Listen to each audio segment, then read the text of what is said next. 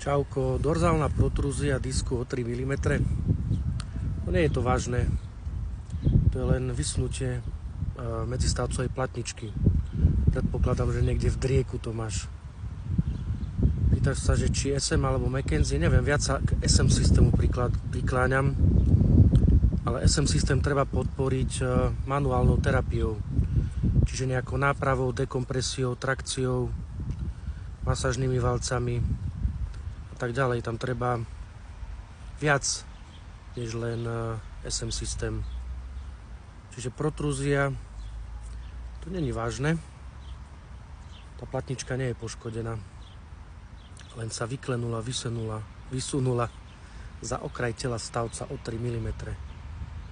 Ale 3 mm, to je... Není to vážne, neboj sa. Dá sa to riešiť. Riešim takéto prípady denne. Čiže aby si mal záujem, môžeš za mnou do Bratislavy